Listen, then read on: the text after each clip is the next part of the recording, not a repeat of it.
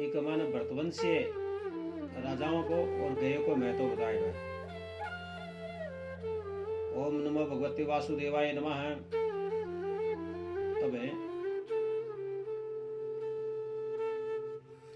भरत है जो को राजा रघुगण ने ज्ञान दे करके फिर है जो जंगल में तप करवा के लिए चले गयो।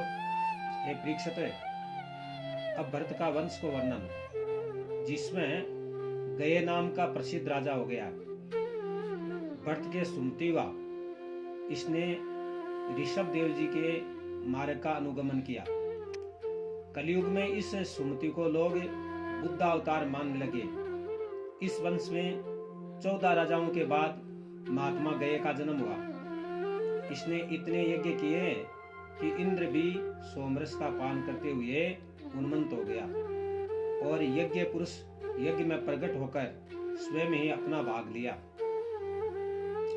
गए के 3 पुत्र हुए, फिर बीरज के सतजीत आदि पुत्र हुए तथा एक कन्या हुई जो आगे जाके देवगंगा के नाम से प्रसिद्ध हुई।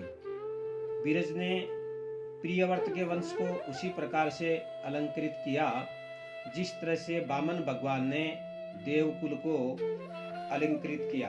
अब एक मायने आगे को वर्णन है, जो भवन कोश को वर्णन है और सुमेरु की स्थिति को वर्णन है।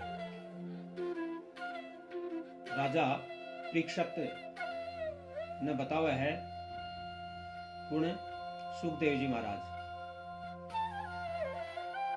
आपने तारामंडल तक भूमंडल बताया, यानी जहां तक तारे दिखाई देते हैं वहां तक भूमंडल ही है। इसके बाद आपने कहा कि प्रियव्रत के रथ से भूमि पर 7 लकीरें बढ़ गई, वे ही सागर इस भूमंडल पर 7 द्वीप हो गए। अतः कृपा करके आप भूमंडल व नभमंडल का वर्णन करें। यह सुन करके सुखदेव जी ने कहा, हे राजा सुन, मैं पहले जम्बू द्वीप का वर्णन करके फिर अन्य द्वीपों का वर्णन करूंगा। यूं तो यह संसार चक्र भगवान की माया की रचना है, इसका पार पाना बहुत ही मुश्किल है। फिर भी तुझे मुख्य मुख्य बातें कहता हूं। जम्बू द्वीप, यह द्वीप 1 लाख योजन लंबा है व चौड़ा है, कमल के समान गोल है। इस द्वीप में 9 खंड हैं, इनमें 7 खंड 9-9 हजार योजन विस्तार वाले हैं। इनकी सीमा 8 पर्वत करते हैं, इनके बीच में इल्लावृत है। इसके मध्य भाग में सुमेरु है जो 1 लाख योजन ऊंचा है तथा 84,000 योजन भूमि के बाहर है तथा 1000 भूमि के अंदर है। मूल भाग की चौड़ाई 16,000 योजन है, ऊपरी भाग की चौड़ाई 32,000 योजन है। सुमेरु भूमि के बाहर 336,000 कोस, 64,000 कोस अंदर, मूल भाग 64,000 कोस है, ऊपरी भाग 128,000 कोस है। यानी इस तरह सहज को कोशों को वर्णन है। इल्लावृत के ऊपरी भाग में 3 पहाड़ है, उनमें एक नील, श्वेत और मृगवान, जो एक रंबिक, हिरण्यक, करु खंडों की सीमा करता है। इनका विस्तार 2-2 हजार योजन है, यानी 8-8 हजार कोस।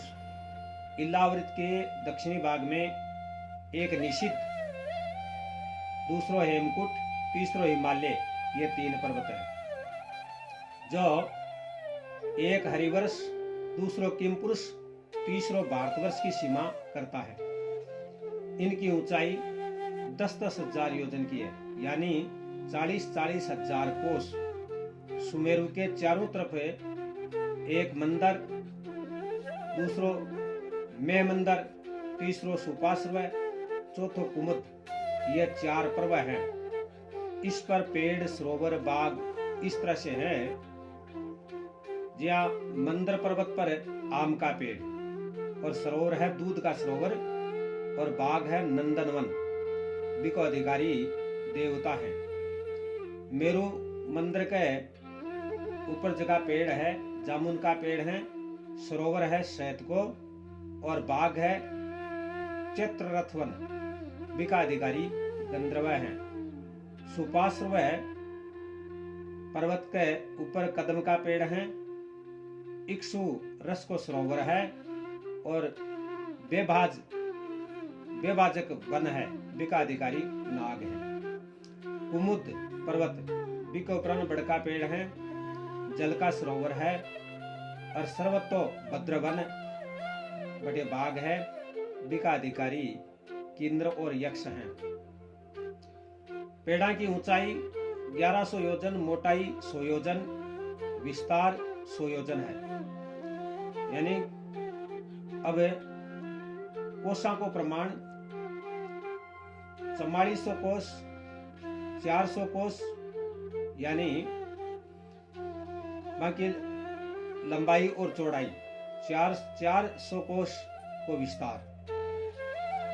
आम्र रस से अरुणोदय नदी निकलकर इलाव्रत के पूर्वी भाग को सरस बनाती हुई बहती है, और जम्बू रस से जम्बू नदी निकलकर इलाव्रत के दक्षिण भाग को सींचती है।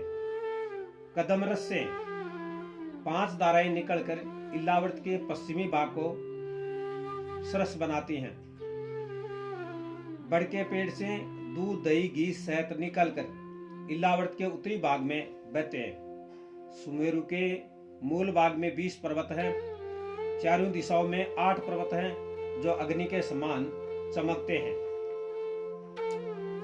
सुमेरु के बीच शिखर पर ब्रह्मा जी की पुरी है, जिसका नाम मनोवती है, जो 10,000 योजन लंबी चौड़ी है, यानी 40,000 कोस तक लंबी चौड़ी है। 8 दिशाओं में 8 लोकपालों की पुरियां है। जक्का को विवरण है, यानी पूर्व का मान इंद्र की अमरावती है, आग्नेय कोण का मान अग्नि की तेजोवती है, दक्षिण का मान यम की संयमवती है, नैऋत्य कोण का मान नैऋति यानी कृष्णाग्ना है, पश्चिम में वरुण शरदावती है, और वायव्य कोण का मान मरुत गंधवती है, उत्तर का मान कुबेर महोदया है, ईशान का मान ईश यशोवती है। इस प्रकार से है जो 8 दिशाओं का लोकपाल की पुरिया है। बोले श्री कृष्ण चंद्र भगवान।